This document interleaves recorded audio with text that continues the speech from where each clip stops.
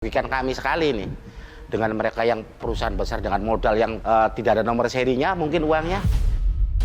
Kemampuan penggilingan padi kita secara nasional itu lebih dari 4 kali dari kemampuan produksi gabah sendiri. Ditambah lagi investasi baru. Kembali di permodalan itu kalahnya. Jadi mereka tuh kayak semacam monopoli gitu.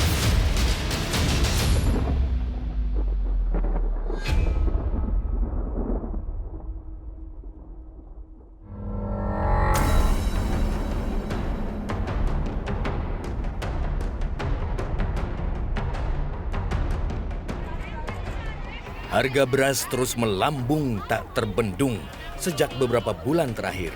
Februari lalu, harganya bahkan menyentuh angka Rp18.000 per kilogram. Menjadi rekor tertinggi harga beras di Indonesia. Celakanya, sudah harganya melambung tinggi, beras juga sempat menghilang di pasaran. Di sana-sini, terjadi antrean massa yang mengular, berburu operasi pasar beras murah.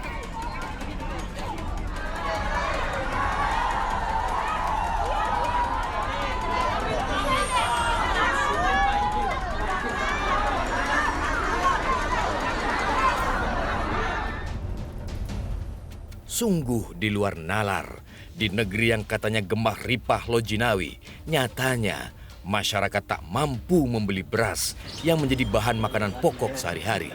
Menjadi sebuah potret ironi di negara agraris. Beras medium yang semula hanya Rp9.000 hingga Rp10.000 per kilogram, kini naik menjadi Rp14.000 per kilogram.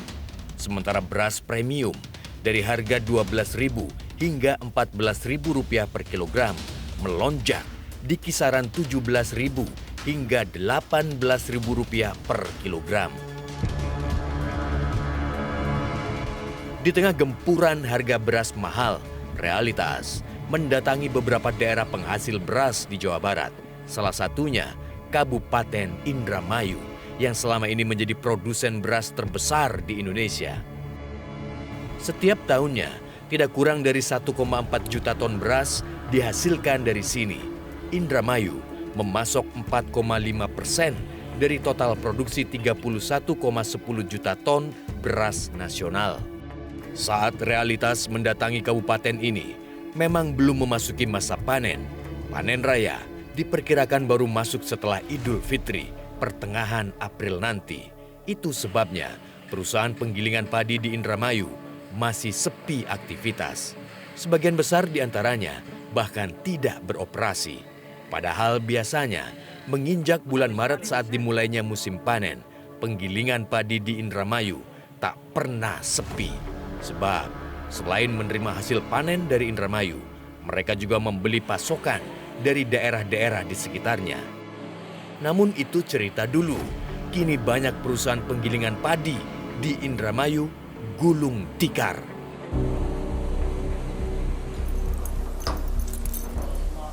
Puad, pemilik penggilingan padi di Jatibarang, mengaku sudah patah arang dengan kondisi saat ini.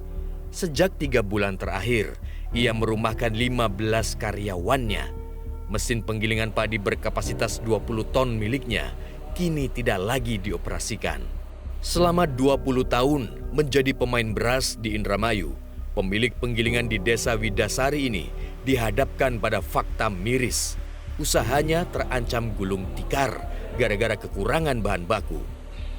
Mulai tahun kemarin, 2 tahun belakangan ini, ada banyak tamu-tamu dari luar wilayah, termasuk dari Jawa Tengah, ada dari Demak, Purwodadi, ada juga dari Lampung. Ya banyaklah pokoknya luar daerah pada masuk menyerbu Indramayu waktu itu lagi panen. Jadi dengan sendirinya ya karena waktu panen itu gabah basah diangkut semua. Akhirnya ya baru 2-3 bulan sehabis panen kita sudah tidak punya stok gabah di petani. Tidak seperti biasanya bahwa petani itu dari zaman dulu di Indramayu kalau panen itu mereka bawa ke rumah, dijemur, habis dijemur masuk ke kamar masuk gudang kalau yang orang banyak gabahnya. Minimal kita masuk kamar khusus untuk padi itu. Nah, sekarang sudah tidak ada. Kondisi seperti ini sebenarnya sudah dirasakan Puad sejak musim panen akhir tahun 2023 lalu. Pemilik usaha penggilingan kelas menengah seperti dirinya tidak sanggup lagi membeli gabah dari petani. Alhasil, penggilingan padi di Indramayu tumbang satu persatu. Harga sekarang di petani sampai 1.000, 1 juta per kilo. Sedang harga 10.000 per kilo ya? Iya, 10.000 per kilo. 10.000 per kilo. Harga berasnya di lapangan tidak jauh dari harga 14.000, 14.500. Itu kan sudah tidak bisa. Sudah nggak mampu lah istilahnya. Hitungannya udah kalkulatornya macet kata orang sini mah. Error gitu.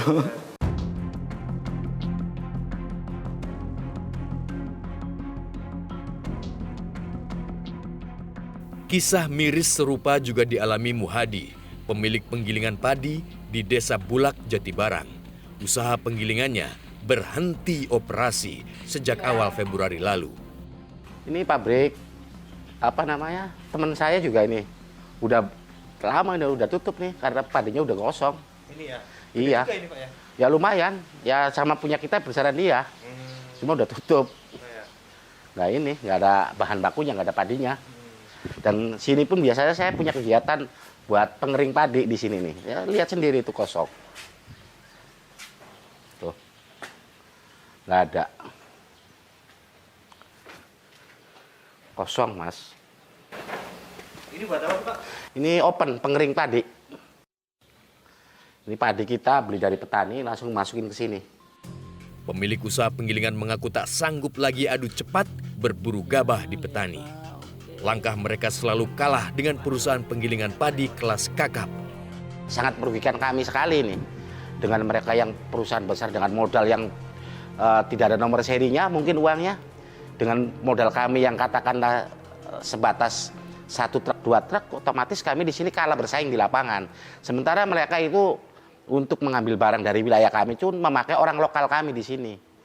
Memakai jasa-jasa mediator. Dan itu dia kapasitasnya pembeliannya non-limit. Jadi selagi masih ada barang, dia ambil dia barang dengan harga, ya itu tadi tidak terkontrol. Pada akhirnya kami memang dalam hal ini secara aturan kami juga tidak menyalahkan mereka, ini pasar bebas. Cuman ya tolonglah perhatikan kami lah. Gelombang gulung tikar usaha penggilingan padi di daerah penghasil beras tentu saja menjadi anomali fakta yang mengundang pertanyaan besar. Siapa sebenarnya yang paling diuntungkan dengan melonjaknya harga beras saat ini? Panen sekarang aja sekitar gabah itu 9.000 sampai 10.000 per kilo itu. Udah nggak masuk di akal. Jelajahi cara baru mendapatkan informasi. Download Metro TV Extend sekarang.